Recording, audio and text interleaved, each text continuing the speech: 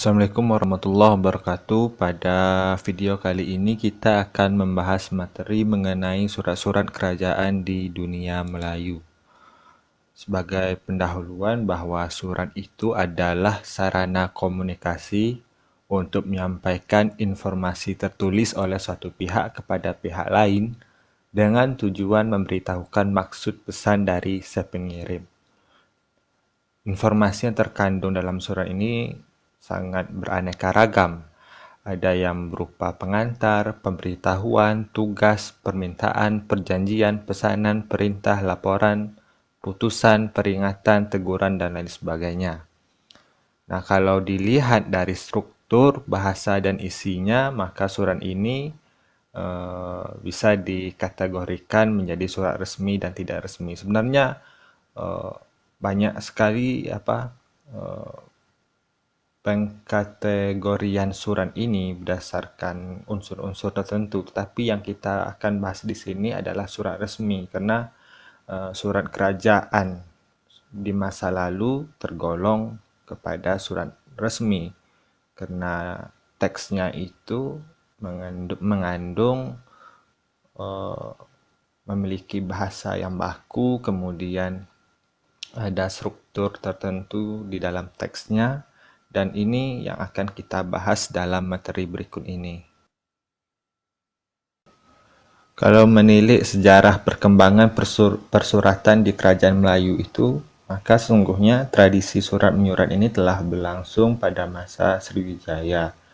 Ini didasarkan kepada catatan asing atau berita asing yang menceritakan bahwa Raja Sriwijaya pernah mengirim surat dan utusan kepada raja dari dinasti Umayyah kalau tidak salah. Tetapi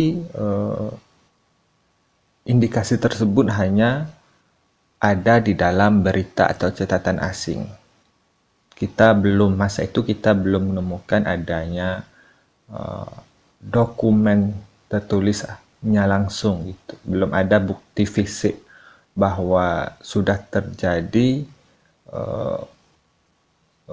hubungan diplomatik dengan cara saling mengirim surat antara kerajaan Sriwijaya dengan dinasti Umayyah di Timur Tengah. Nah, bukti tertulis awal ini baru ditemukan pada abad ke-16 Masehi, atau tepatnya pada tahun 1516 Masehi, berdasarkan surat diplomasi Sultan Zainal Abidin dari Aceh kepada Raja Portugal. Nah, tetapi surat yang dikirim oleh Sultan Zainal Abidin ini masih menggunakan bahasa Arab, bukan bahasa Melayu.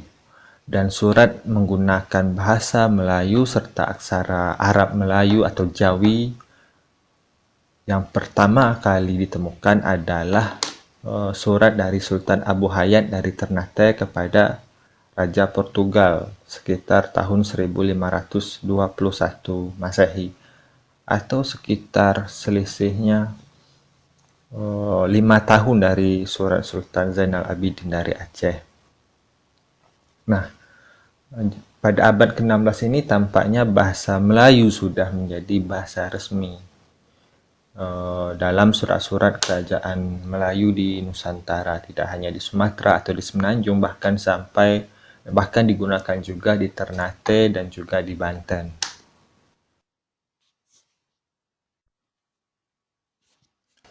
Selanjutnya kita akan membahas tentang tradisi persuratan di dalam kerajaan Melayu Islam, bahwa surat-surat dari kerajaan Melayu Islam itu memiliki struktur dan ciri tertentu yang dapat dilihat sebagai berikut. Yang pertama, biasanya ditulis di atas kertas Eropa menggunakan tinta hitam. Karena tradisi surat menyurat ini mulai berkembang pada masa hubungan dagang antara kerajaan Islam dengan bangsa Eropa, maka mereka juga menggunakan kertas-kertas yang diimpor dari Eropa dalam menulis surat tersebut. Dan biasanya surat yang diproduksi maksud saya kertas yang diproduksi di Eropa ini memiliki tanda air atau watermark ketika diterawang. Dan ini bisa menjadi pedoman kita untuk menentukan usia dari surat tersebut dengan melihat usia dari kertas. Kemudian ciri yang kedua adalah ditulis dengan aksara Jawi atau Arab Melayu dan dengan bahasa Melayu.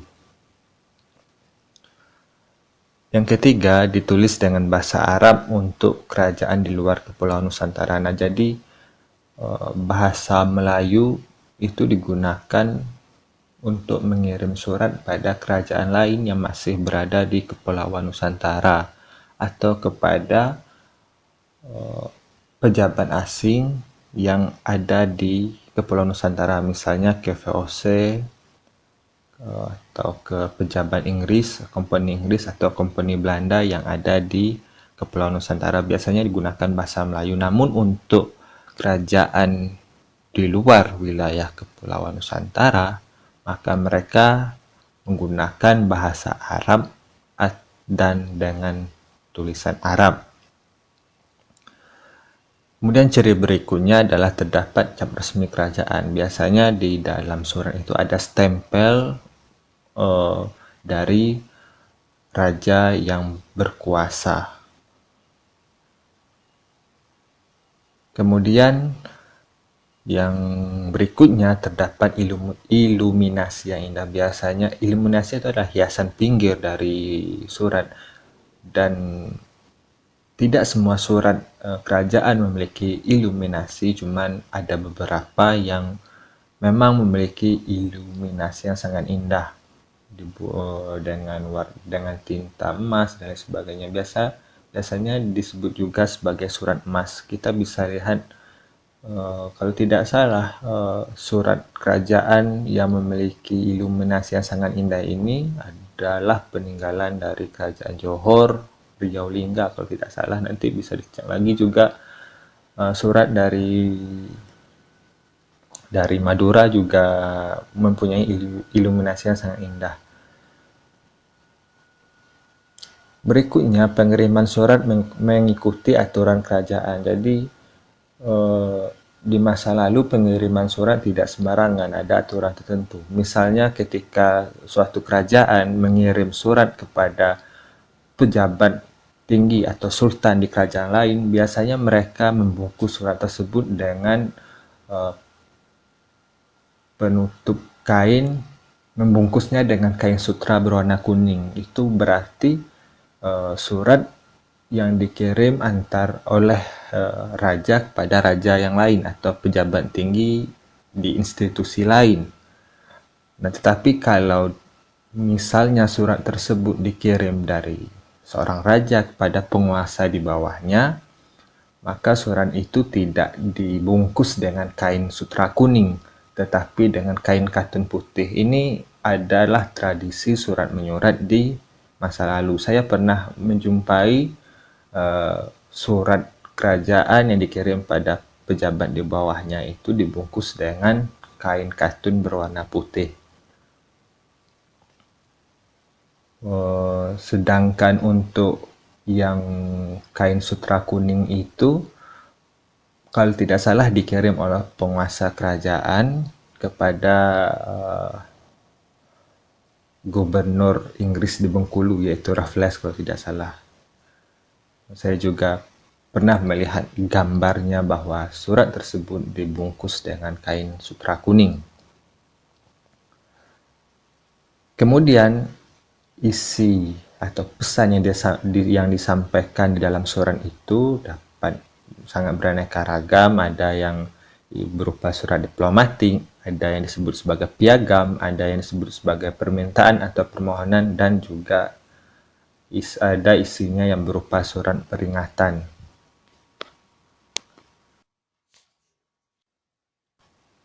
Kalau kita lihat struktur teks surat kerajaan ini ada beberapa bagian. Yang pertama biasanya di bagian atas dari teks surat tersebut ada cap kerajaan dari raja atau pejabat yang mengirim surat tersebut. Kemudian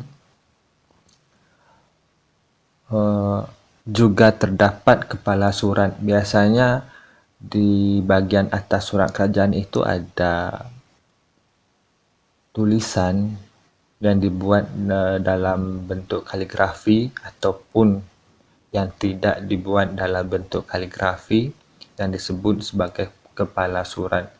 Biasanya isinya itu potongan ayat dari Al-Quran, potongan ayat singkat potongan singkat dari ayat Al-Quran,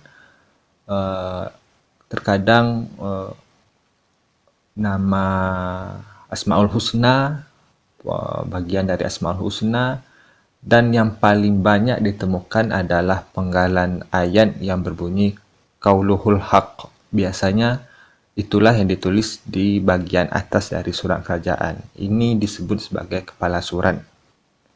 Nah, biasanya tidak semua surat mempunyai terdapat cap di atasnya, atau tidak semua surat memiliki kepala surat. Jadi ini ya yang umum saja, biasanya ada cap kerajaan dan juga memiliki kepala surat. Itu yang umum. Kemudian setelah cap, di bawahnya terdapat pembuka surat. Biasanya di sana terdapat bagian pertanggalan, puji-pujian pada Allah dan Nabi, kemudian nama pengirim dan penerima surat, kemudian puji-pujian kepada penerima surat. Nanti akan kita lihat contoh surat tersebut pada slide berikutnya. Kemudian selanjutnya ada pesan yang disampaikan. Nah, setelah di bagian pembuka itu disebutkan nama pengirim dan penerimanya, maka kemudian selanjutnya ada kata amma ba'du, kemudian daripada itu, dan barulah nanti pesan surat ditulis.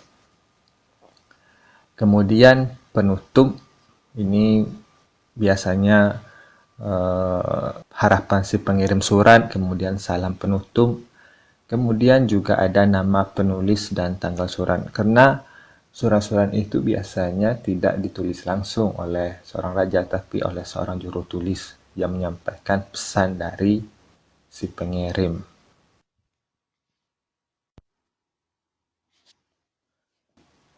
Sekarang mari kita lihat contoh dari surat-surat kerajaan Islam di Kepulauan Nusantara yang menggunakan bahasa Melayu.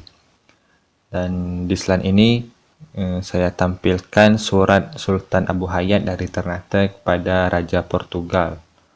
Mari sama-sama kita telaah isi surat ini.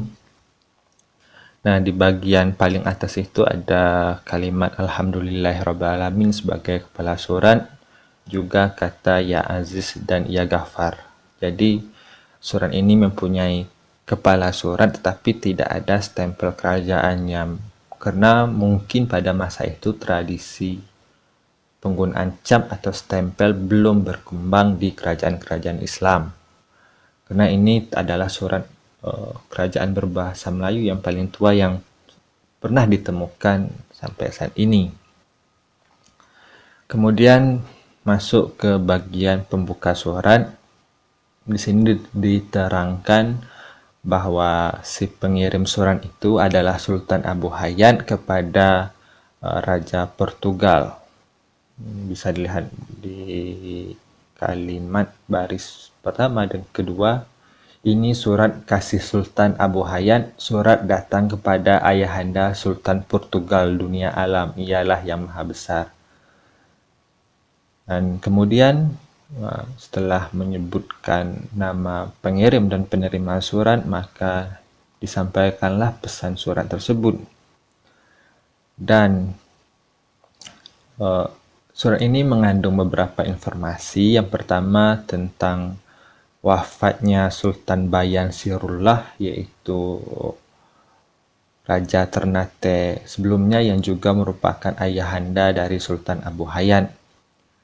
Kemudian tentang hubungan antara Raja Spanyol yang disebut Raja Castile dengan Kerajaan Tidore. Nah, Kerajaan Tidore ini merupakan saingan dari Kerajaan Ternate di Kepulauan Maluku. Nah, jadi si Sultan Abu Hayat dari Ternate ini mengabarkan perkembangan hubungan antara Kerajaan Tidore dengan Raja Spanyol kepada Raja Portugal yang merupakan sahabatnya. Jadi ini adalah pesan yang disampaikan dalam surat. Juga kita lihat lagi bagaimana bagian penutupnya.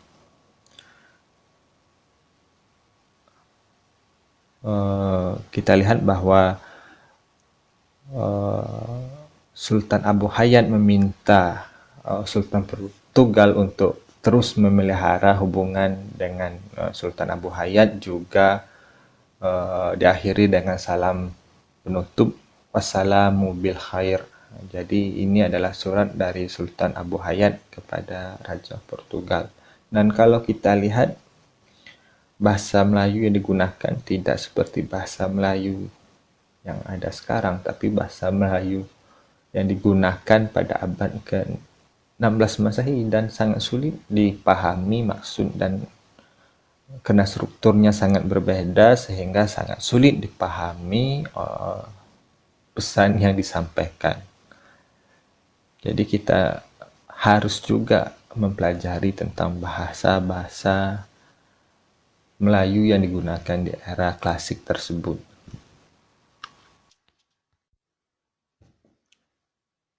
Contoh yang kedua, kita akan lihat surat piagam Tanah Rawang Kuto Baru. Ini adalah piagam dari Kesultanan Jambi yang dikirimkan kepada penguasa atau para adipati di Kerinci.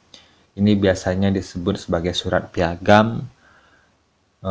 Penelitian tentang surat piagam Jambi ini banyak dilakukan oleh Petrus Verhoeven, juga oleh Ibu Annabel Teh-Gallop. Jadi kalian bisa lihat tulisan-tulisan dari dua orang tersebut yang memang sangat intens meneliti tentang piagam Jambi. Nah, piagam ini isinya sangat beraneka ragam. Ada yang isinya tentang batas suatu wilayah yang disahkan oleh Kerajaan Jambi, kemudian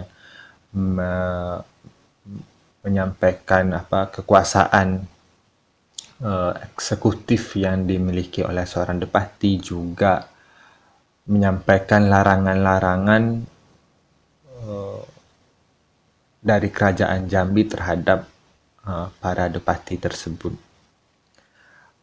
Juga kekuasaan para depati untuk mendenda bawahan dan masyarakat yang berada di wilayah kekuasaannya. Ini nanti kalian bisa baca pada sumber yang saya sebutkan tadi. Nah, kalau kita lihat naskah piagam Tanah Rawang Kuto Baru ini, kita lihat bagian atasnya ada stempel dari pejabat yang mengirimkan surat tersebut, yaitu cap dari Pangeran Sutawijaya. Dan cap dari Melayu ini bisa juga sudah diteliti oleh Ibu Annabel Teh-Gallop. Ada bukunya, kalau kalian berminat bisa baca tentang stempel-stempel kerajaan Melayu Islam dari tulisannya Ibu Annabel Teh-Gallop. Kemudian selanjutnya ada bagian pembuka. Cap ini tidak memiliki kepala surat langsung ke surat ini tidak memiliki kepala surat, jadi langsung setelah cap langsung ke bagian pembuka. Hijrat Nabi SAW. Seharusnya setelah perkataan ini ada unsur pertanggalan yang disebutkan, tapi di sini kayaknya kosong, nggak ada ditulis tahunnya, cuma disebutkan hijrat Nabi SAW. Tidak tahu apakah kesalahan penulis atau memang tidak disebutkan tertinggal angka pertanggalannya.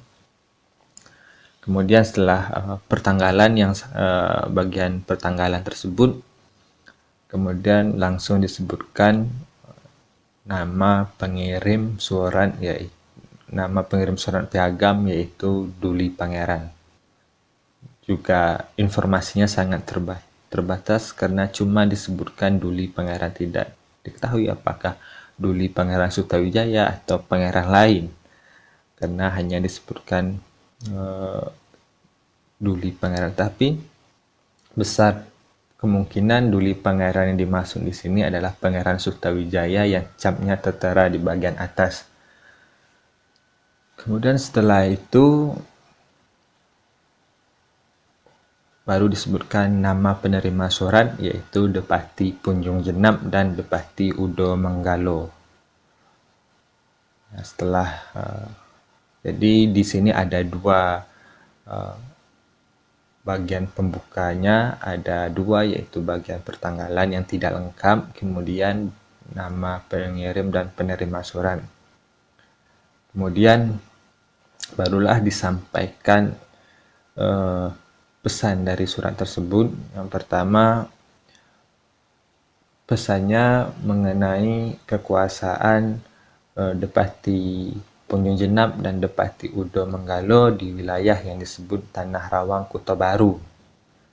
Kemudian informasi selanjutnya adalah tentang kekuasaan dua depati tersebut untuk mendenda para pemangku, para menteri, para rio yang tidak patuh terhadap perintah dari dua depati tersebut. Juga dijelaskan besaran dendanya. Untuk pemangku itu dendanya 4 tahil sepaha, kemudian denda untuk rio itu 2 tahil sepaha, dan denda rakyat biasa atau disebut anak peranakan adalah 10 emas. Ini adalah bagian dari pesan surat. Kemudian bagian penutupnya disebutkan dan perbayah jangan dilalui. Mungkin maksudnya dan isi surat ini jangan dilanggar. Kemudian juga disebutkan salam penutup, yaitu tamat wallahu alam bisawab. Jadi ini adalah contoh dari surat piagam dari Jambi yang dikirim ke penguasa Kerinci. Dan contoh surat piagam ini sangat banyak. Ada yang sangat lengkap menyebutkan pertanggalannya, ada yang tidak menyebutkan pertanggalannya sama sekali, ada yang mengandung kepala surat, ada yang tidak mengandung kepala surat, ada yang memiliki cap dan ada yang tidak memiliki cap. Jadi sangat beragam, dan ini adalah salah satu contoh dari piagam Jambi yang dikeluarkan untuk Depati Punjung Jenab dan Depati Udo Menggalo di Kerinci. Selanjutnya kita akan lihat surat diplomatik dari Raja Banten yang dikirim kepada Raja Inggris. Jadi sangat menarik ya, bahwa sekitar abad ke-17 raja-raja di Nusantara ini telah melakukan mengirim surat diplomatik kepada raja di Eropa. Ini sangat menarik sekali. Dan surat-surat Raja Banten ini sangat intens diteliti oleh Ibu Titik Pujastuti. Jadi kalau kalian penasaran terhadap surat-surat Raja Banten kepada raja-raja di Eropa, kalian bisa baca tulisan dari Ibu Titik Pujastuti. Beliau adalah guru besar di Universitas Indonesia. Dan di sini saya tidak akan menyajikan teks dari surat secara lengkap, hanya potongan bagian pembuka dan sebagian isinya saja. Jadi bagian paling atas dari surat ini adalah cap dari Pangeran Ratu yang bertahta di Sorsowan, Banten. Cap ini menurut informasinya ditulis dengan aksara Pegon dan dalam bahasa Jawa. Kemudian teks suratnya itu ditulis dengan aksara Arab Melayu dan juga di dalam bahasa Melayu. Bagian awalnya ini dimulai dengan pujian kepada Allah Subhanahu wa taala. Kita lihat kalimatnya. Ini surat dimulai dengan nama Allah Subhanahu wa Ta'ala yang Maha Tinggi dan Maha Besar dan mengasihi hambanya dunia akhirat. Ini adalah puji-pujian pada Allah Subhanahu wa Ta'ala. Kemudian barulah disebutkan nama pengirim surat yaitu Raja Banten, kemudian nama penerima suratnya yaitu Raja Inggris. Dan juga disebutkan bahwa surat ini dibawa oleh seseorang yang kemungkinan bacanya itu bernama Radziga. Ini kemungkinan bacanya, bisa saja pembacaan saya ini salah. Kemudian barulah disebutkan pesan yang disampaikan dalam surat yaitu Raja Banten mengabarkan kondisi Jayakarta kepada Raja Inggris yang saat itu di mana Jayakarta atau yang saat ini dikenal sebagai Jakarta telah diserang oleh orang-orang Mataram. Dan saat itu Jayakarta merupakan pusat dari pemerintahan dari VOC atau orang-orang Belanda di sana. Selain menyampaikan bagaimana kondisi Jayakarta karena diserang oleh Mataram, surat ini juga berisi permohonan dari Raja Banten kepada Raja Inggris untuk mengirim senjata kepadanya. Senjata seperti bedil, istinggar, beserta dengan pelurunya. Slide terakhir adalah tentang bagaimana caranya kita meneliti surat-surat kerajaan tersebut. Nah, memang ada ilmu khusus yang mempelajari tentang naskah yang disebut sebagai ilmu filologi, tetapi arkeolog juga bisa meneliti surat tersebut karena di dalam arkeologi ini, karena naskah kuno termasuk tergolong sebagai artefak, jadi seorang arkeolog juga bisa meneliti naskah. Tetapi kita menggunakan ilmu bantu dari disiplin ilmu filologi atau menggunakan pendekatan filologi. Dan meneliti naskah ini ada beberapa tahapan. Yang pertama, inventarisasi. Jadi inventarisasi itu kita mengumpulkan data terlebih dahulu mengenai naskah yang direncanakan untuk diteliti. Misalnya kalau kita mau meneliti surat dari Sultan Jambi, kita lihat dulu katalog naskah-naskah kuno yang berasal dari Jambi atau yang berasal dari Sumatera. Kita lihat dulu apakah katalog yang tersimpan di Belanda, apakah naskah yang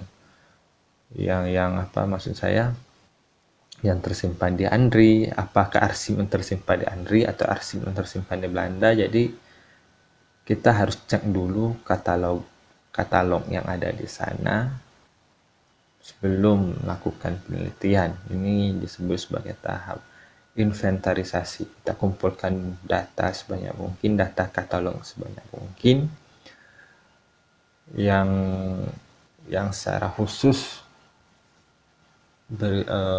berisi kumpulan dari naskah-naskah kuno dari wilayah yang hendak kita teliti.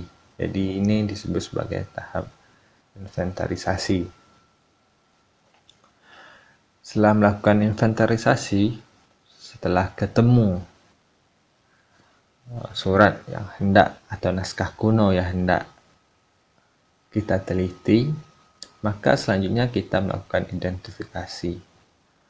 Nah, sebenarnya yang perlu juga saya sampaikan bahwa di dalam ilmu filologi ini atau dalam penelitian filologi ini ada dua aspek yang perlu diperhatikan, yaitu aspek kodikologi dan juga aspek tekstologi.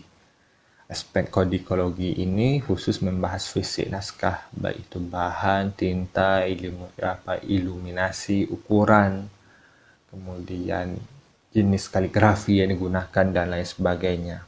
Ini secara khusus pada aspek kodikologi. Kemudian ada yang disebut sebagai aspek tekstologi, yaitu khusus membahas teks atau kandungan dari naskah atau manuskrip tersebut.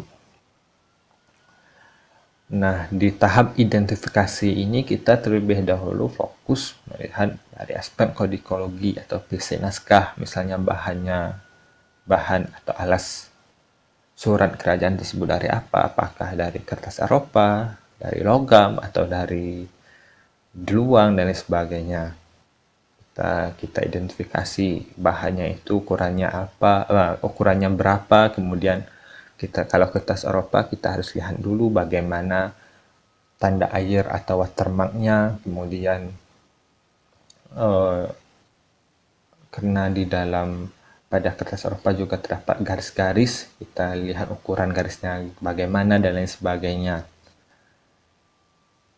Kemudian tintanya, apakah menggunakan tinta warna hitam, warna emas, warna merah, kemudian apakah ada iluminasinya, kalau ada iluminasinya itu motifnya apa dan sebagainya. Ini khusus membahas aspek kodikologi. Kalau bisa dideskripsikan sedetail mungkin. Kemudian juga di dalam tahap identifikasi ini kita melakukan perbandingan. Kalau misalnya ternyata manuskrip kita teliti itu adalah merupakan naskah salinan, tetapi untuk surat kerajaan biasanya ini adalah naskah tunggal, jadi tidak perlu dilakukan perbandingan karena cuma ada satu naskah atau cuma ada satu manuskrip, sehingga perbandingan tidak perlu dilakukan. Setelah melakukan identifikasi, nanti kita akan masuk ke tahap kritik teks. Di tahap kritik teks ini kita melakukan bisa kita melakukan transliterasi atau penggantian dari huruf asal, misalnya huruf Arab Melayu ke huruf Latin. Dan melakukan transliterasi ini juga ada beberapa metode, yaitu metode diplomatis dan metode standar. Kalau metode diplomatis kita melakukan transliterasi sebagaimana teks yang tertulis di dalam surat. Jadi kita tidak bisa melakukan perubahan apa adanya, apa yang tertulis dalam teks itulah yang kita alih aksarakan. Kemudian ada juga disebut sebagai metode standar. Kalau metode standar kita diperkenankan memperbaiki kesalahan-kesalahan atau ketidakajekan di dalam teks surat. Dan di dalam dalam tahap kritik teks ini kita menghasilkan edisi atau suntingan teks. Jadi ketika berada di tahap kritik teks ini kita akan lebih fokus kepada aspek tekstologinya. Jadi kita tidak lagi membahas aspek kodikologi. Dan setelah